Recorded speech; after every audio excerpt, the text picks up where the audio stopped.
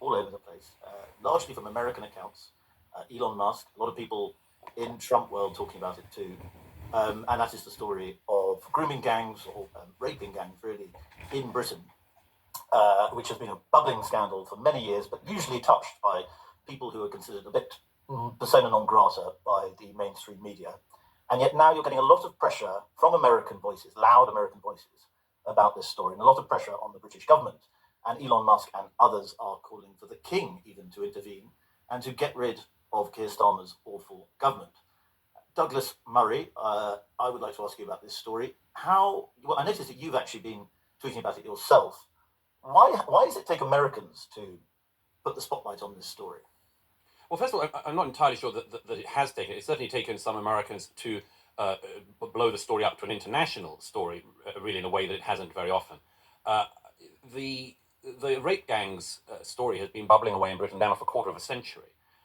It's almost 25 years since various people, in particular in towns in the north of England, places like Rotherham, Rochdale, parents of girls started saying that their girls were being groomed by men whom were soon after euphemistically described as Asians, whenever they were described in the British press. But it wasn't just white working class people who it seems somehow very easy to disparage and dismiss. It was also Sikh and Hindu communities who said that some similar things were happening with their daughters, and specifically that the people who were sexually abusing, raping, and so-called grooming their daughters were men, predominantly Muslim men of Pakistani, North African, and other Muslim heritage. This was, I remember it very well when it first started to come out in the early 2000s. This was a story so grotesque and so almost as if it had come from the fevered brain of a sort of the most extreme racist fringe. It was such a hideous story that the first reaction seemed to be, among a lot of people in councils, police forces, and then in the media, that it really would be better if this story was suppressed. And it was suppressed. A few years after it was already well known, Channel 4 in about 2004-5, I think, did a documentary into this, and so-called anti-fascist groups in the UK, among others, and the Labour government, or members of the Labour government, persuaded the Channel 4 to delay the broadcast until after the local elections, in case its broadcast helped the British National Party, which was actually a far-right political party in the UK and is long defunct. So that was a sort of a taster of it. And over the 20 years or so since, this story has bubbled away, sometimes erupted again, not least when it turned out that it was not just a few northern towns that this was happening in, but many towns, and indeed leafy places like Oxfordshire, where in the centre of Oxford, a colossal grooming rape gang was discovered to have been abusing local girls, raping local girls. It came out in places like Telford, in many other places, dozens of British cities. And there were some journalists, it has to be said, who did highlight this. Andrew Norfolk of the Times memorably did. But there was always this desire to sort of keep the story down. And you could tell that, not least by the fact that, as I say, that police, and there are many accounts of this, police would actually ignore girls, ignore the families of girls, sometimes actually arrested the families of girls, the victims. And you could see it from things like, I remember when one of the grooming scandal trials happened a few years ago in London at the Old Bailey. I was there for a bit of it. And if you spoke to the relatives of the accused afterwards, these wives and children were all claiming that their relatives were totally innocent and had been put up to it, of course, by the totally Islamophobic, racist British state. So that was the kind of atmosphere that this all happened in for a quarter of a century now. Well, another figure who was very involved in talking about it and trying to raise it as a story was, of course, Tommy Robinson, who is now being cited, his videos being tweeted and so on by people like Elon Musk again. I'm sorry to bang on about Elon Musk, but he is a bit of a one-man media universe at the moment. And his role is now causing political tensions. Bloomberg have just published a story that senior political figures, we don't know who exactly, are raising the alarm with Team Trump about how toxic a figure Tommy Robinson is, and that perhaps people even within the Reform Party, who, again, Team Trump seems to be close to, are concerned that promoting Tommy Robinson is not in their best interests. What do you make of that? Well, I'll tell you what I make. First of all, I mean, it has been the tendency of our country of birth, Great Britain, to always try to deflect attention from this scandal, and in fact, to pour opprobrium on anyone who actually exposed this scandal. I think, for instance, you mentioned I weighed into it a little. I didn't particularly. I reposted today 4 pages of a book I wrote 10 years ago that came out in 2017, The Strange Death of Europe. And in 4 pages of that book, near the beginning, I wrote about this scandal as emblematic of the way in which Britain, European countries, and the West as a whole were utterly incapable of dealing with any of the downsides of mass immigration and failed integration. And in that, I mentioned the heroic former Labour MP, Anne Cryer, who was a constituency Labour MP for one of the areas where parents had come to her saying what had happened to their daughters. I mean, stories so lurid and appalling that we probably couldn't actually get into the details here. And Anne Cryer, after identifying that in about 2009 and trying to raise the alarm, was not only smeared as an Islamophobe, this is a lifelong left-wing working-class Labour MP, was not only smeared as an Islamophobe and a racist, but required police protection for a period. So this attempt to shoot the messenger, almost literally, was something that has been a consistent aspect of this story. And there are many things to be said in favour of him and what he's done. There's many things to be said criticising some of his tactics and some of his words and much more. But essentially, he is one of a quite large number, actually, not to be underestimated, a large number of working class people in this country who saw this happen to relatives of theirs, who had girls in their families who were drugged and raped by Muslim gangs. And when they went to the police, they didn't get any help. When they went to the council, they didn't get any help. When they went to their MPs, generally they didn't get any help. If they organised a protest movement, so-called anti-fascist groups would immediately say, far right. Because, of course, if you're working class in our country and you don't like the mass rape of young white girls, you're, of course, necessarily must be a Nazi. All of this was done to make it utterly impossible for anybody to discuss this, and particularly to crack down as hard as possible on anyone who was white and working class and felt voiceless. And instead of giving these people any sympathy or any hearing, most of the media, most of the political class turned away. And I'm afraid what we've been seeing in recent days is one perfectly predictable repercussion of that. You can keep a scandal this big down for only so long. And of course, there are Labour MPs and others at the moment who are saying, but don't you know we've had lots of inquiries into this? Don't you know lots of people have gone to jail? And there is some truth in that. First of all, the inquiries meant very little in the end. They did very little to sort out this problem. Secondly, the number of accusations of rapes, the number of girls in all of these towns who say they've been raped, means that the proportion of men who have actually been convicted, often already released, but convicted and went to prison, can only be a fraction of the number of people who actually took part in this obscene sexual crime. And so this sort of idea of like, it's okay, guys, we've got it. It's total.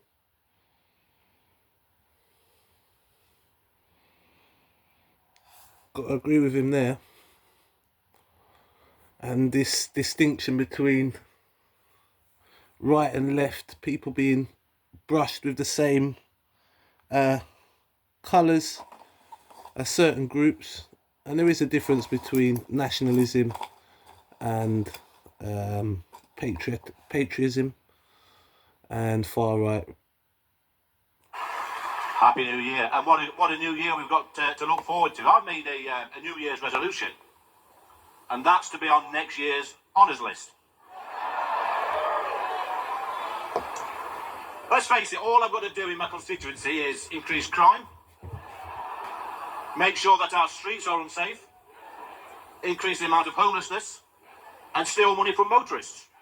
That's all I've got to do.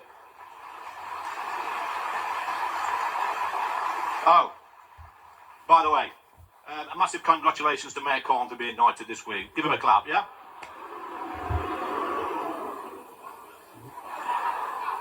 Well, I've none of that language in here. Thank you very much. As you know, the Mayor of London and I are very close friends. Oh. And he is living proof that anything is possible in politics. Oh. But let's not be too harsh on Labour's useless London Mayor, because he's one of the people that helped me be here tonight in front of you, the People's Army, so I can thank you for that. Yeah. Now, in February last year, I made a few comments about the Mayor of London that got me into bother with the Conservative Party. You probably read about it somewhere. And they took the whip away from me. And I was told I'd got to apologise to London's Mayor Khan. And I told them there's no way I'm going to apologise to that man. He's ruined our capital city. He should be ashamed of himself. And there's no way I would apologise to him. No way. But as soon as the Tory leadership took the whip away from me and took the side of Mayor Khan, I knew there was no way back for me. And I knew that Reform UK was my destiny. So I became Reform UK's first ever MP. You can clap for that. Okay.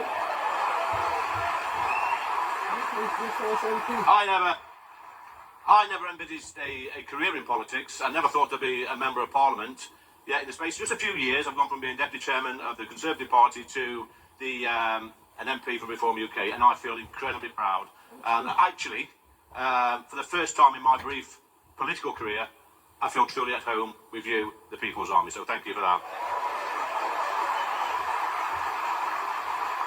You know what, guys? I feel like I'm part of a truly amazing party that's captured the mood of millions of true patriots across our country. It feels absolutely patriots like you in this audience tonight. We're not far-right protesters. We're just decent, hard-working Brits who love our country and want to lead. Nothing wrong with that. Nothing wrong with that. We're just decent, hard-working Brits that want to leave our country in a better state than when we arrived. There's nothing wrong with that. No. Now I know there's huge pressure on us 5 MPs as millions of people are looking to us to help take our country back. Who wants the country back? Yeah. Me and all. This is a battle we must win for the heart and soul of our great country. I love my country, and so does Reform UK, which is why we will never apologise for our history, our heritage, and our culture. Yeah? And my message is clear. If you do not want to embrace our way of life, our history, our heritage, our culture, and respect our laws, then clear off. There's nothing wrong with that. We're coming here and breaking the law. You know what, Conference? Parliament keeps trying to give our country away, and we must fight back. This useless Labour government wants to take more money from us, from you, and give it to other countries, or to people arriving here illegally. Net zero, what a load of rubbish that is. Yes, it's making us all poorer. It'll make the poorest in society even poorer. Our businesses pay the most expensive electricity prices in the whole world, which is costing livelihoods, it's costing jobs, it's costing businesses. Meanwhile, China is leading the world in renewables and still opening coal-fired power stations. It's absolute madness. In this country, we're closing coal-fired blast furnaces so we can no longer produce virgin steel. It's utter madness. This government, Parliament, is quite happy for us to import steel goods made by fossil fuels from all around the world. The hypocrisy, Conference, is absolutely staggering, and it will bankrupt our country unless we stop this madness.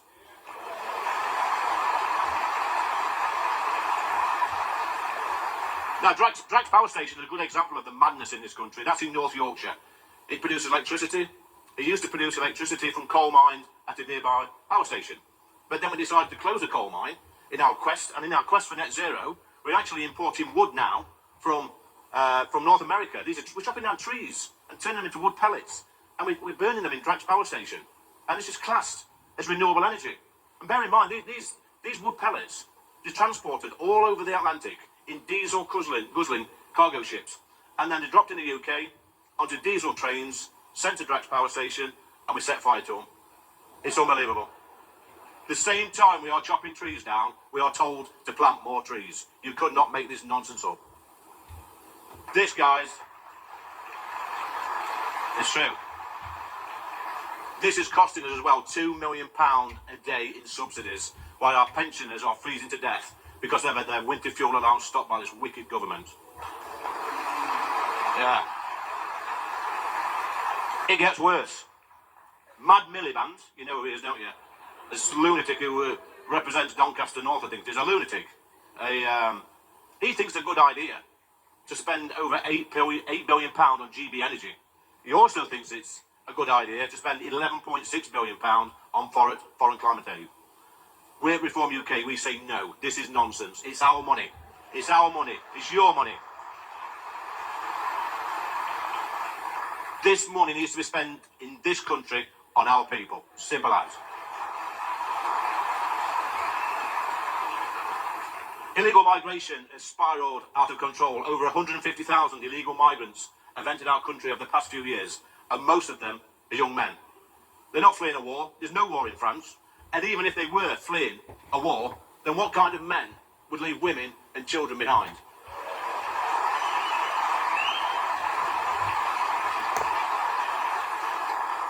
I do not want these people, these migrants in my country. And only Reform UK will end this madness. Yes. Well, look, this useless Labour government are doing the impossible. They're actually making things worse. They really are. Look who we've got running the country at the moment. Free Gear Kia. Or Never Hear Kia. We've got Rachel from Accounts. We know her, don't we? Angela Rayner, the no-brainer. Oh no. You've got Mad Miliband, that net zero fanatic.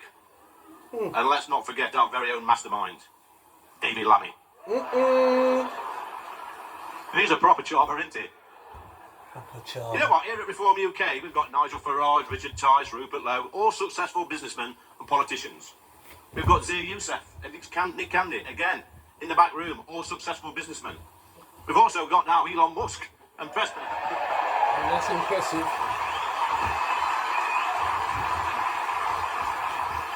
And President Trump as friends of Nigel. All right. But who do Labour have speaking out for them? Carol Vorderman and David Lammy. Oh no. What a load of rubbish that is. Carol. The grooming gang scandal has cast a dark shadow on our country. Thousands of young girls raped and abused in northern towns. We should be ashamed. That's right. Councils, police and politicians have turned a blind eye. And every single one of these people should be put behind bars. They should be jailed.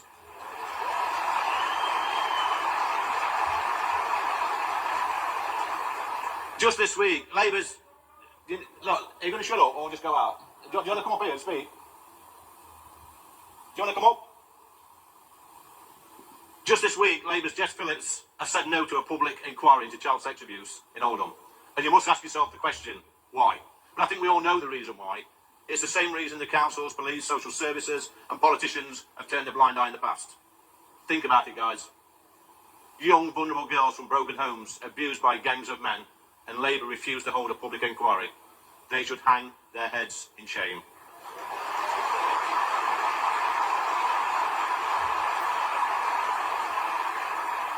I could go on and on about this, but have no fear. The Reform UK Rescue Party are here. But let's cast our minds back. Let's cast our minds back to 12 months ago. We had less than 15,000 members, polling around 10%, no money and no MPs. In just 12 months, we've completely turned this around. We now have 165,000 members. It's impressive.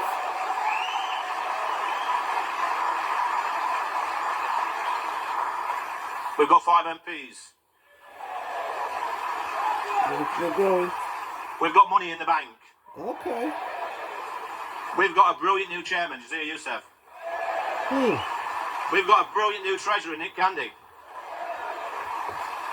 And we also have the brilliant Dame Andrea Jenkins as our mayoral candidate in Lincolnshire next year. Okay. And by the way, Andrea's here tonight. She's got a yellow dress on. You know what that means, don't you?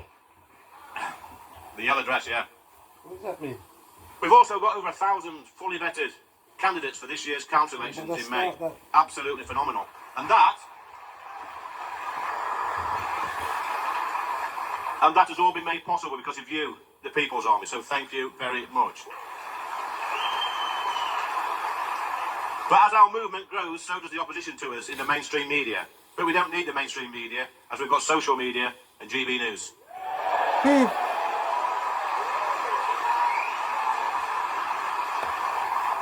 You'll know, if anybody turned up to the National Conference in Birmingham last year, many of you would have saw that I ripped up my TV licence. The reminder on stage. Yeah.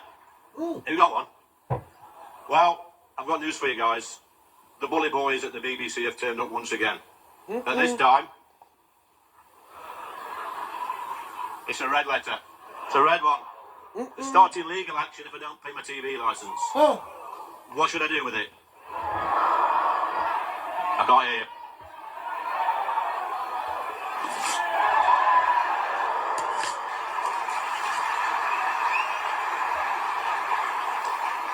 Let me tell you this, conference. Hope nobody's filming this. I'm not paying one single penny to pay for the pension of perverts like you, Edwards. How's that grab you? Brilliant. Look, conference, we have a mountain to climb, but we have all the momentum. We have local elections this year and Scottish and Welsh elections next year. But we must take the fight to every single ballot box in our great country. We, the People's Army, can do this, but we must stick together. Guys, help us sign up new members. help us raise money, help us deliver leaflets, help us on our path to victory. And then you can tell your children and your grandchildren that you were part of a movement that took our country back. Thank you very much. Nice one. Nice. That was a good one. That was a good one. I've always liked Lee Anderson.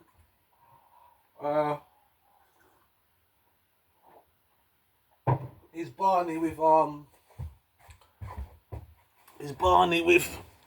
Boris Johnson's quite funny. If you get a chance to see that, we'll load up my next video. So as soon as I've typed in TO, I've got Tony Braxton up, Tommy Lee Jones, Tony Rebel, Tommy Knockers, Tom and Jerry, and then Tommy Robinson. So we got a jail call here, apparently a jail call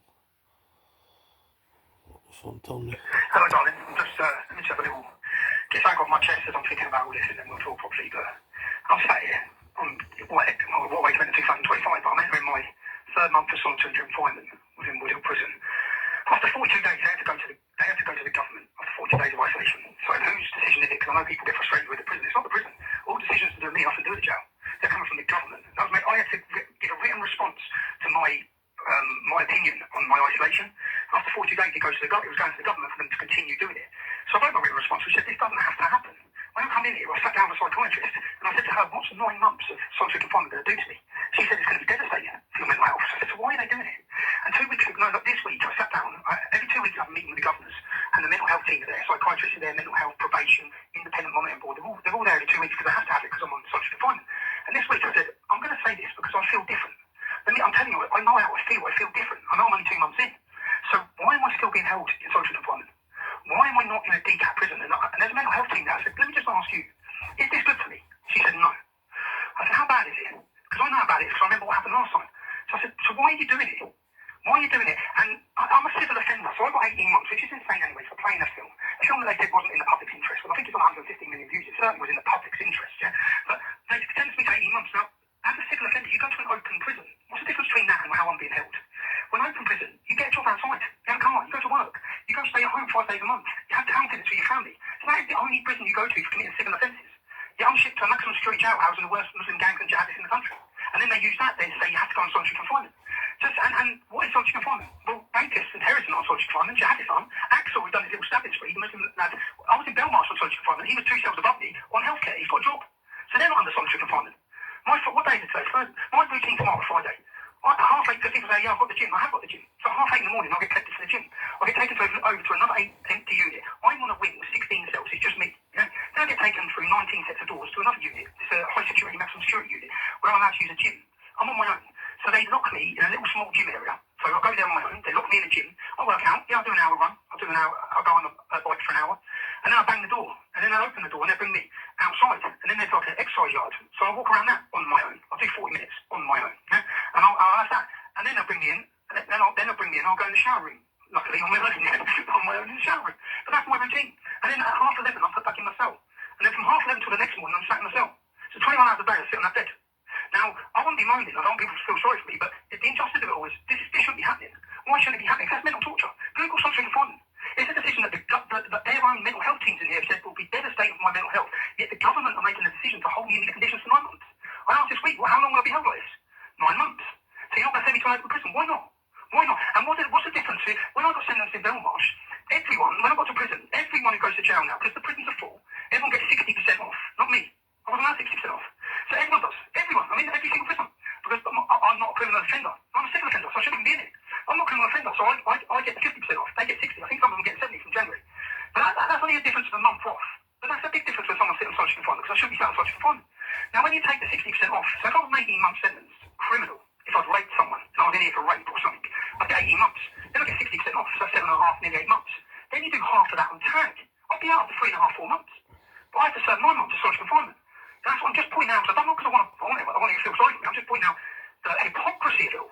It's 2025, and what amounts to mental torture is being inflicted on a journalist because he made a film. They don't have to do this. I should be in an open prison. And if they're saying, if they're... For myself, Tommy Robinson, he made one mistake for me. He left the UK to go on holiday out of the UK. That's one.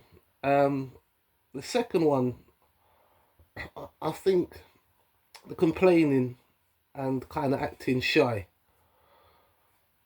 I say that to say this, I mean, he can't expect to be treated like other inmates because of his popularity. And this is what happens when you take on the establishment. So I totally get it, but there has been in the past many other great people that have been locked up and have been through rougher times than him. So I get it, what he's saying is not fair, but I would have preferred, so this would be number 3, that he just done his bird and everything he's coming out of his message, not complaining, but solutions as well. Not just talking about problems, but also some solutions, which is what we need to be conversating about out of the arguments that you're bringing up, out of your cases. We've heard them, but now we need some more solutions. Let's carry on listening. They put me here, they put me in isolation. I haven't asked them to isolate me. They put me in isolation because their excuses I'll get hurt in the prison system. But if that was the case, they should still give me the same rights as a decat prisoner. If a decat prisoner is only meant to be staying in prison at night and he's meant to go to work, that's what I should be doing. Least of all for making a film. But the judge is given the power to get 2 years prison sentence for contempt of court. And also, the other 2 bits there, he brought up the big R word. I think that's not just. I don't think he should have said that. I think he should apologise for that. It's funny how he picked on that one. But there's various injustices. And funny enough, it's happened to a lot of the immigrants.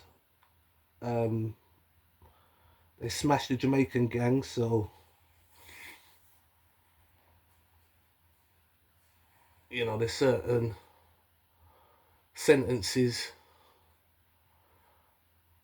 even by your race, you could be doing a longer sentence. So that's that one. And also the film. He's talking about the film, but the film was about an asylum seeker. And the problem with the message is it could incite small groups maybe or for them to railroad and pick up pace with the momentum, with the ideas that you're sharing. As I said, they're good ideas, but some solutions, and you have to be aware that such actions do cause a reaction.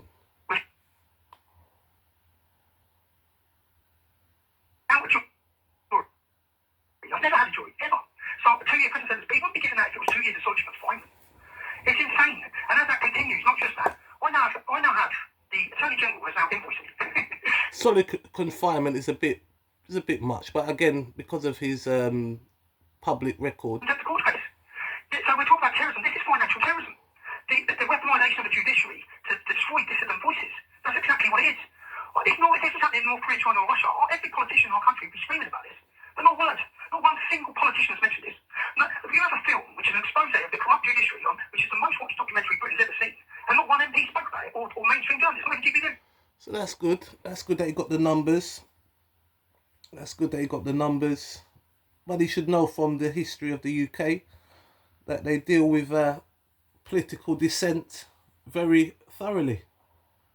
Execute with precision, meticulously planned. None of them have spoken about it. It's insane. They'll all be screaming about it. They're pointing the fingers at other countries. But again, this ain't so people feel sorry for me. The Justice Nixon thought he could inflict a gagging order. They think they can lock up the truth. As I said, the film's got 150 million views. How's that going? Now they give a gagging order to journalists who come and visit me. Anyone who visits me has to now sign a gagging order that they won't speak about how I am. Why is that? Probably because they know full well that there's a downward spiral of solitary confinement. That's what's going to happen. They know what. I wouldn't class him as a journalist. They know full well the consequences of isolating someone for 9 months. Will it break me? That's it. When you understand why they're doing it, it is to break me. That's the intention of it. It won't break me. I'll come out of here with my head held high, whether it be from a decal, which I doubt. But I'm grateful that I'm grateful that he's going to be fighting this. Strong in there, isn't he? Sounds strong. Fighting through the legal system. I don't have much hope in any legal system because there's no jury. I've never had a jury. I faced a terrorism case on the 20th of March. Now I face complaining again. Now the police access into my phone. They stopped me under terrorism legislation at the border, and then they said, we know you're not a terrorist, but we have the power to do this. So you have the power, you abuse your powers. Terrorism legislation wasn't brought into you because... Do it all the time. Why do they want to get into my phone? Because my next episode and my next documentary, everyone's talking about Muslim grooming gangs today. Everyone. He's complaining too much They're now. not just Muslim grooming gangs, they're Labour's Muslim grooming gangs. And we have covert recordings that make allegations against politicians who were involved in sexual exploitation of children. Oh, here we go. Name them. That's why they stopped down terrorism legislation. And I have Name them then. the right to protect my source of information. So I didn't give them access to my phone. And that'll face a terrorism trial. Where's your supporters? And that, zero. How many politicians have spoken up or defended my name in that? Zero. We have to rely on leading figures from around the world. I think today, Dutch politicians, Danish politicians, Polish politicians, Australian politicians, American politicians are speaking up. Where are the best? Most far right though. The rise of the far right in Europe is crazy. Donald Trump, I don't believe, would have been elected. Where would we all be? We'd all spit. They'd still be under censorship. Still, people wouldn't know the truth. There's a mass awakening happening out there, and they can't stop it. So long as there's free speech is the most important thing. Free speech is it's the hill I will die on. I played this film. I made that film available to the public.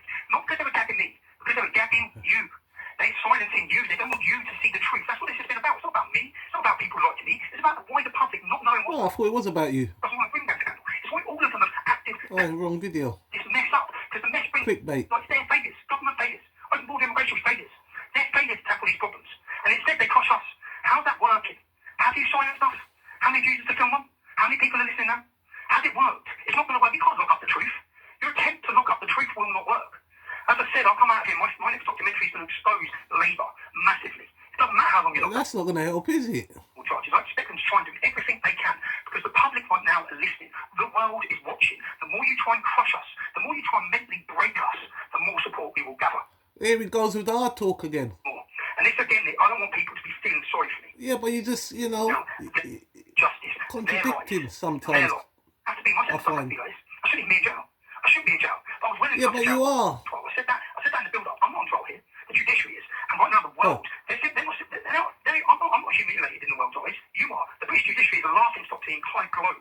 The politicization of our judiciary, the weaponization of it. And right now our prison system is the whole world's watching the failure and the attempt to mentally break a British journalist for daring to expose their corruption. Well, I don't know if he's a journalist, but... Chest.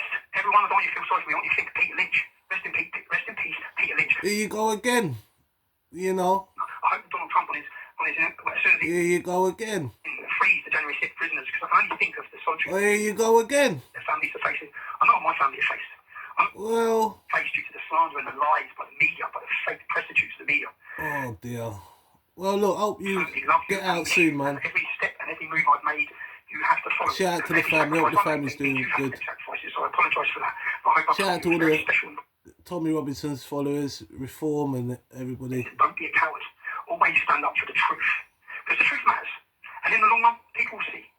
As they are now. So, I love you and I miss you, kids. And Jay, I'm sorry about everything, so I love you all. Alright? I can't wait to be free, but until that point, our voices, the voices of survivors of sexual exploitation and Islamic grooming gangs, their voices are echoing around the world today. It's a great sight to see us sat in this cell, and they sound a bit stressed now, but I'm saying, no, I'm stressed anyway. So I'm stressed because even when it comes to visits, I don't want to go. And that's isolation. So I know what months of isolation does. You then don't want to go out. I don't want to come out of the cell door. I go every morning, I'll continue to go every morning, I'll continue to have every visit. I find it difficult. That's madness. But that should not be inflicted on a person. They should not be free to do that. It's not happening to the jihadists. It's not happening to the rapists. They're not allowed to do it to them. Why are they allowed to do it to me? Because they've made me that toxic that everyone's too scared to even speak about it. Even the reforming people to speak up about the mess. But I'm grateful to you see all the journalism, all of our activism, all of our content. The most important work we've done was to win our time of I censorship. think his mental state's been jeopardised, people. Feeling for me, and none of that work would have been possible without the people who support my work and support me. The thousands of you who have wrote me letters. Every time, if I feel down in here, I just pick up my sacks of mail that are working for you. I pick up my sacks of mail and I don't feel down. I feel inspired. So keep fighting, and I hope that this sentence in the film exposes their corruption. Love to you all, man, and good luck on the 1st of February, everyone. Good luck on the 1st of February, and make.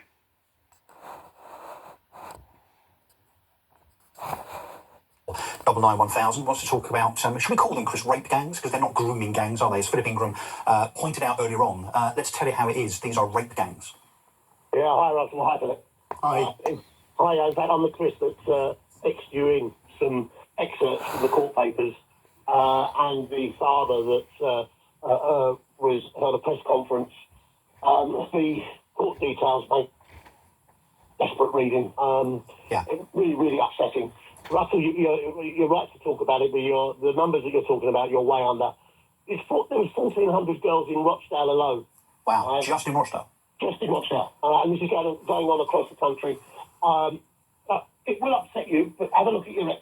Well, I will. I mean, let's tread a little bit carefully because it is 11:25 a.m. But we also want to talk about the subject, Chris, and the reality of it. I mean, I saw on X earlier on that there was a map of Britain, and on that map were highlighted the areas where this activity, this criminality, as it is, has taken place, and as we talked about earlier on, may well still be taking place. I think the contention that this is historic, that this is an old story, is not right. I mean, this is still happening. And of course, the reason it's happening is because for decades, people, particularly Pakistani men, have run these grooming gangs, these rape gangs, and got away with it because people in authority and in power have allowed them to do so. So we talk a lot about Telford, Rochdale, Rotherham, Oldham, but also Sheffield, Stockport, Derby, Nottingham, Peterborough, Leicester, Coventry, Redditch, Banbury, Aylesbury, Wendover, Ilford and Barking, Chelmsford, Ipswich, Hull, Bolton. I mean, I could go on and on and on. So are you in receipt of anything by way of data that might stand up in terms of how many girls have been affected by this atrocity over recent decades?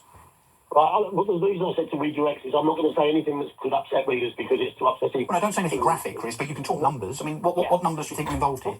We're talking tens of thousands. Tens of thousands of young girls? Tens of thousands. All right, it's you only have to look at find the court hearings that have already happened. And I urge everybody. Now, I joined the Free Speech Union as a gold member because I got worried about posting stuff on various social media platforms about this and other things, about my opinions about the government, about what's happening. But what people need to watch, and millions, I think it's over 60 million now watched it. And I never liked the guy to start with. Yeah, I'm going to hurry you, Chris. I've got loads of calls waiting. Robinson's film Silence.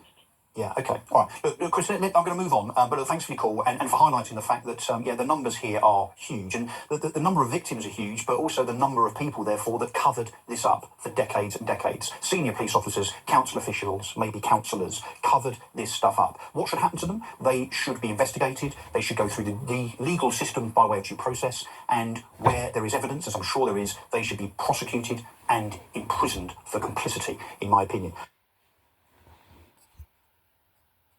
Can't argue with that.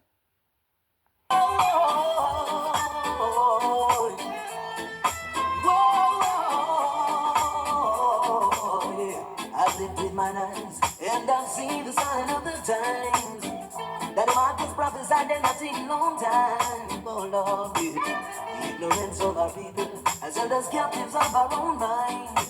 Can't you see we're running out of time? Let's treat our lives, my brothers and sisters, answer the calling of the Father. He's the only one that's willing to save us divine. Get ready for a new time, I've seen a new side. And I think it's all right. Mother Nature is healing, and I do believe it. Get ready for a new time, I've seen a new side. And I think it's all right. Mother Nature is healing, and I do believe it. Whoa.